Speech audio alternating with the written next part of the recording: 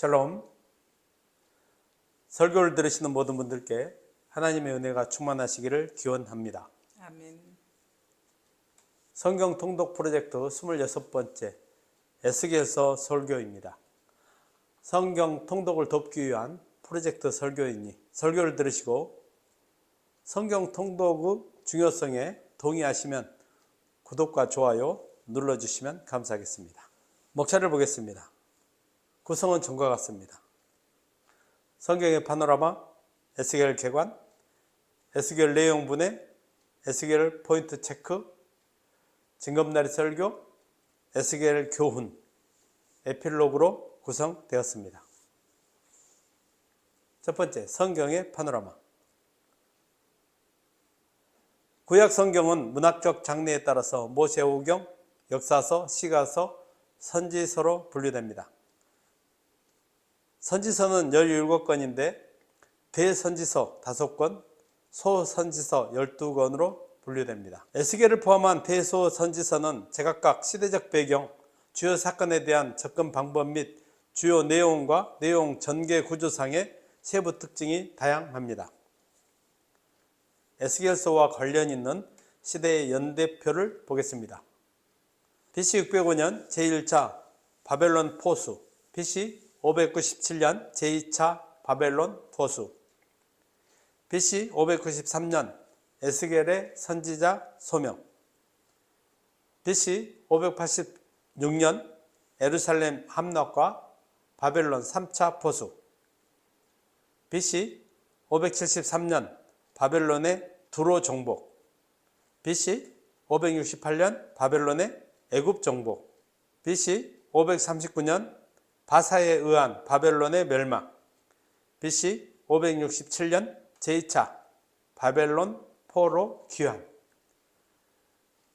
BC 593년부터 571년경에 에스겔서가 기록되었습니다. 이 편은 구약 역사서 연대와 동시대를 다루는 다른 예언서들의 대조표입니다. 한번 보시고 참고하시면 성경을 이해하는 데 도움이 됩니다. 에스겔서 개관.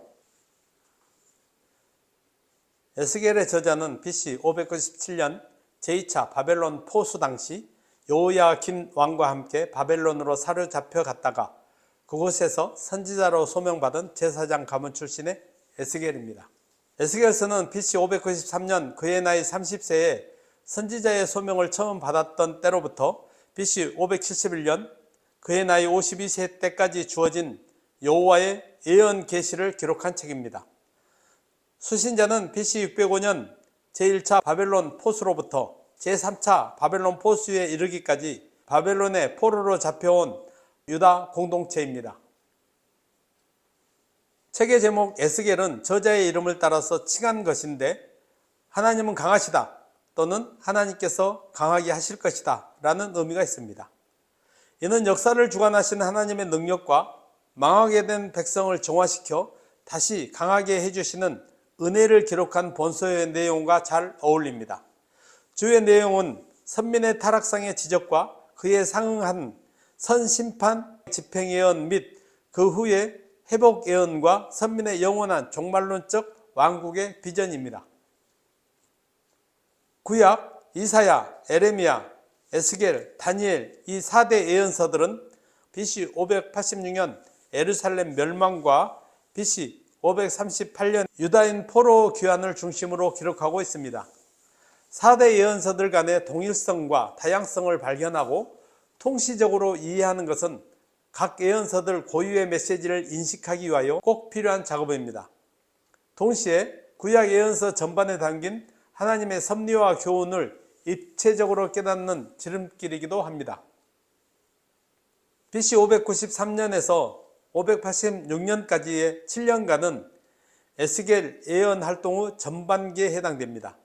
이 시기는 남유다가 더 이상 돌이킬 가능성조차 없이 오직 멸망으로 향하여 치달아가는 시기였으므로 남유다 심판에 대한 예언이 집중되어 있습니다. BC 586년에서 BC 571년까지의 15년간은 에스겔 예언 활동의 후반기에 해당합니다. 이 시기는 이미 남유다가 멸망한 이후이므로 자연히 하나님의 은혜와 용서에 의한 선민의 회복에 초점이 모아졌습니다. 에스겔 내용분해. 에스겔은 본서 전체에 걸쳐 자신을 인자라고 지칭하면서 1인칭 화법을 사용하고 있습니다. 그리고 대부분 각 예언이 주어진 시간순으로 본서를 기록하고 있습니다. 그로 인해 에스겔서는 자서전적 예언서 불립니다. 또한 에스겔서는 3대 환상으로 역동적이고도 찬란한 여호와의 영광의 현현에 대한 대환상, 골짜기의 마른 뼈들의 군대 소생 환상, 종말론적 왕국의 새 성전의 환상 등이 기록되어 있습니다. 그 외에도 여러 환상과 상징적 행동들, 그리고 많은 비유가 등장하며 또한 성경 고유의 종말론과 관련하여 주요 이미지들이 자주 등장합니다. 에스겔서는 크게 두 가지 방식으로 그 내용 구조를 살펴볼 수 있습니다. 첫째는 에스겔서의 연대순 기록 형식에 따른 분류 방법입니다. 각 첫머리에 그 시점을 먼저 밝혀두어서 이를 기준으로 총 48장의 에스겔서 본문을 21편의 중단편 예언집으로 나누어 볼 수 있습니다. 둘째는 기본 주제별 분류 방법입니다. 에스겔의 선지자 소명 장면을 기록한 서론부, 그리고 전반기 심판 관련 예언과 후반기 회복 관련 예언 등 세 부분으로 나눌 수 있습니다. 여기서는 둘째 분류 방법으로 에스겔서 내용을 분류해 보겠습니다. 서론 1장 1절에서 3장 15절로 여호와 영광의 현현과 에스겔의 소명이 기록되었습니다. 전반기는 심판 관련 예언으로 3장에서 32장 남유다의 멸망과 주변국 심판 예언입니다. 전반기의 전반부는 3장에서 24장으로 BC 586년 이전의 예언들로서 남유다 멸망 예언이 수록되었고, 후반부 25장에서 32장은 남유다 멸망 전후에 즈음하여 남유다를 적대한 주변국들에 대한 심판 예언이 수록되었습니다. 후반기 회복 관련 예언은 33장에서 48장으로 선민의 회복 예언과 거룩한 종말론적 선민 왕국의 이상이 기록되어 있습니다. 후반기 전반부는 33장에서 39장으로 오직 여호와의 무조건적 은혜에 의하여서만 선민의 회복이 가능하며 분명히 실현될 것임을 집중해서 강조합니다. 후반기 후반부 40장에서 48장은 장차 선민이 영원히 거하게 될 종말론적 새 왕국의 대환상을 기록하고 있습니다. 제1장에서 32장까지의 전반부가 심판 예언에 거듭된 반복이라면 33장에서 48장까지의 후반부는 회복과 구원 예언에 거듭된 반복입니다. 이러한 심판과 구원 예언에 거듭된 기술은 그 일이 하나님의 절대 주권과 권능으로 반드시 성취될 일임을 강조하기 위함입니다. 에스겔 포인트 체크. 하나님은 이스라엘 족속에 대하여 패역한 족속 또는 그와 유사한 표현을 무려 10회나 사용하실 정도로 이스라엘 족속의 패역함을 강조합니다. 이스라엘 족속은 하나님께서 자신들을 열방 중에서 택하여 선민으로 삼아주시고 이방인들이 누리지 못한 엄청난 은혜와 특권을 허락하셨음에도 불구하고 하나님을 배반하고 불순종하였습니다. 이스라엘의 역사는 가히 패역의 역사라 말할 만합니다. 하나님은 그들을 바른 길로 인도하기 위하여 각 시대마다 선지자들을 보내어 책망하기도 하고 징계하기도 하셨으나 그들은 패역한 습성을 버리지 못하였습니다. 심지어 그들은 이방 땅에서 포로 생활을 하면서도 하나님의 말씀 듣기를 거부하는 패역을 저지르는 모습을 보였습니다. 에스겔서에서 가장 특징적 말씀은 그때야 그들이 나를 여호와인 줄 알리라 입니다. 이 말씀은 무려 70회가량 반복적으로 사용된 말씀으로 본서의 핵심 주제 또는 목적을 반영한 것이기도 합니다. 이 말씀은 특히 선민에 대한 심판 예언 부분에서 집중하여 나타나고 있는 바 하나님께서 선민을 심판하시는 목적을 밝히는 문구이기도 합니다. 여기서 그때는 선민에 대한 하나님의 심판이 임할 때를 말합니다. 즉 이스라엘 백성들은 하나님의 심판을 받은 후에야 비로소 하나님께서 그들이 섬기던 우상과는 본질적으로 다른 영원히 살아계시며 당신의 언약을 이행하시는 진정한 신이심을 깨닫게 될 것이라는 말입니다. 만국 말기의 유다 백성들은 자신들이 처한 상황과 관련하여 두 가지의 매우 잘못된 생각과 태도를 취하였습니다. 하나는 당면한 위기와 자신들이 당하고 있는 고통은 자신들의 죄로 말미암은 것이 아니라 그들 조상들의 죄로 말미암은 것이라는 생각과 태도를 보이며 하나님께서 공평하지 않다고 불평한 것입니다. 즉 죄는 조상들이 범하였는데 그에 대한 징벌은 자신들이 당하고 있다는 것입니다. 다른 한편으로는 자신들은 의로운 아브라함의 자손으로서 심판을 받는 것은 부당하다는 모순적 생각과 태도를 보이고 있었습니다. 즉 유다 백성들은 조상들의 죄에 대한 책임은 지지 않으려고 하면서 조상 아브라함의 의의 혜택은 누리고자 하는 매우 모순된 태도를 보인 것입니다. 에스겔서의 첫머리가 찬란하고도 역동적인 여호와의 영광의 현현으로 시작된 사실과 종말론적 선민왕국의 대환상으로 종결되는 것은 대칭을 이루어 일종의 수미상관의 틀을 형성하는 것입니다. 또한 영광과 권능의 여호와께서는 범죄하여 징벌에 처해진 당신의 백성이라도 궁극적으로는 거룩하고도 영원한 새 왕국으로 이끌어 주실 것을 보여줍니다. 이 사실을 강조하기 위하여 선민의 영원한 나라에 세워져 선민의 삶의 중심이 될 새 성령과 그곳에서 여호와께 바쳐질 새 제사의 규례 등이 집중 조명되고 있습니다. 이는 에스겔 당대의 선민들에게는 물론 모든 시대의 성도들에게 원대한 종말론적 비전과 소망을 가지고 여호와를 경외하며 믿음과 순종의 삶을 살아가라고 외치는 사자후입니다. 징검다리 설교 제목은 목자와 그들의 사명. 본문은 에스겔서 34장 1절에서 5절입니다. 같이 한번 읽어보겠습니다. 여호와의 말씀이 내게 임하여 이르시되 인자야 너는 이스라엘 목자들에게 예언하라. 그들 곧 목자들에게 예언하여 이르기를 주 여호와께서 이같이 말씀하시되 자기만 먹는 이스라엘 목자들은 화 있을진저 목자들이 양떼를 먹이는 것이 마땅하지 아니하냐. 너희가 살진 양을 잡아 그 기름을 먹으며 그 털을 입되 양떼는 먹이지 아니하는도다. 너희가 그 연약한 자를 강하게 아니하며 병든 자를 고치지 아니하며 상한 자를 싸매주지 아니하며 쫓기는 자를 돌아오게 하지 아니하며 잃어버린 자를 찾지 아니하고 다만 포악으로 그것들을 다스렸도다. 목자가 없으므로 그것들이 흩어지고 흩어져서 모든 들짐승의 밥이 되었도다. 아멘.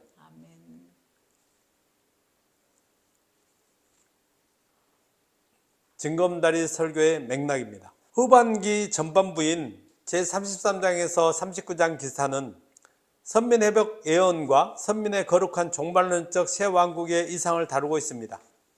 그 중에 34장에서 37장은 하나님의 무조건적 은혜와 주권적인 구원 행동에 의한 선민회복 예언을 주로 다루고 있습니다. 앞선 33장은 예루살렘 함락 소식에 즈음한 본토와 바벨론 포수민 각각에 대한 경고를 보도하고 있습니다.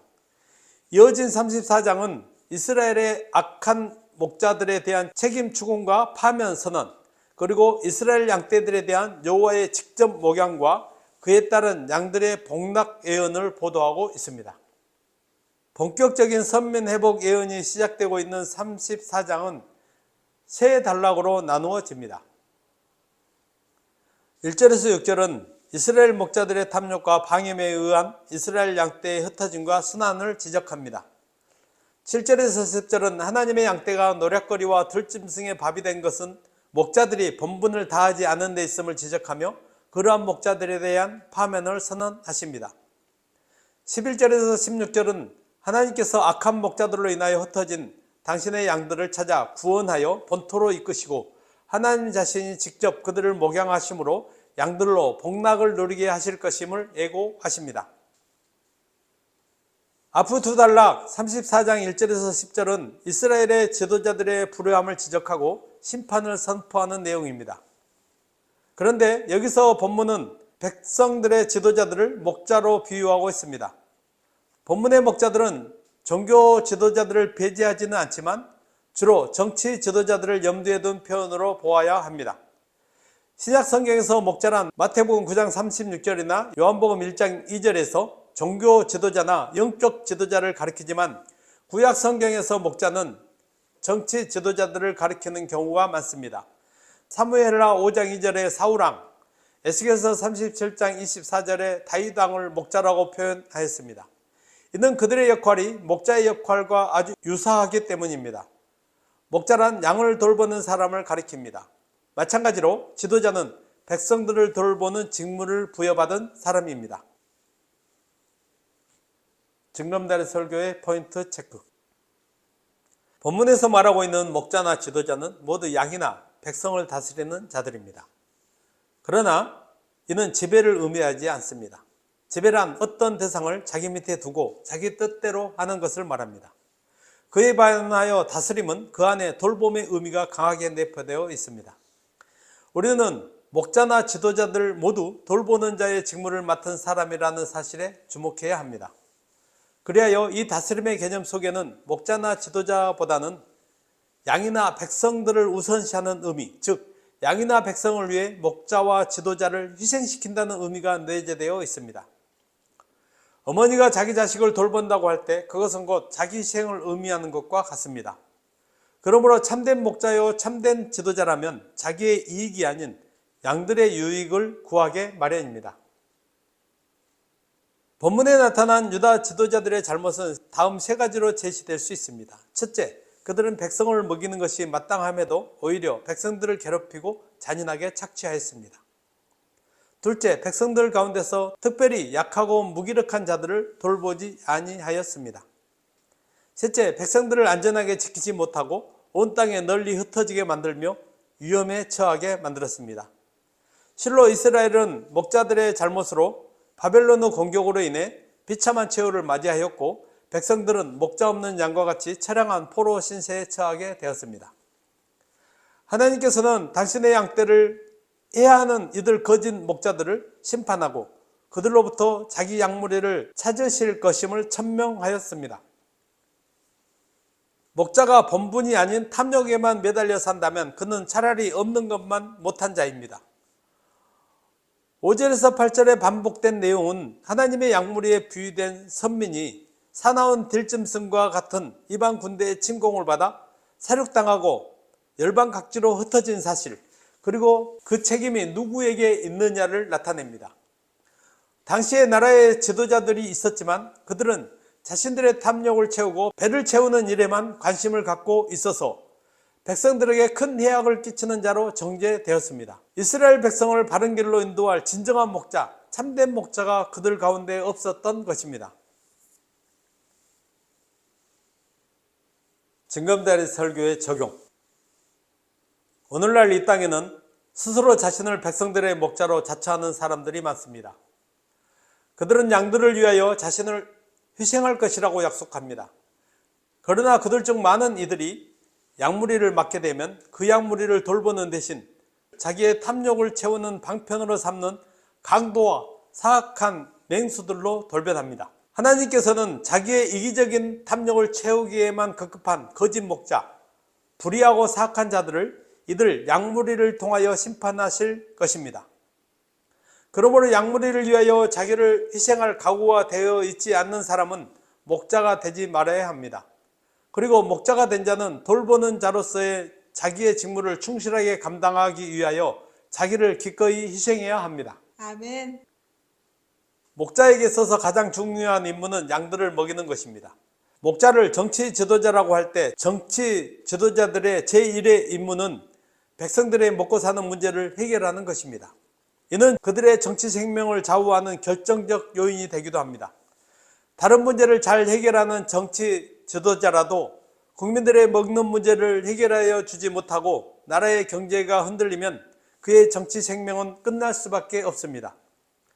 그러므로 정치 지도자들은 무엇보다도 국민들의 먹는 문제를 1차적으로 해결하기 위하여 심혈을 기울여야 합니다.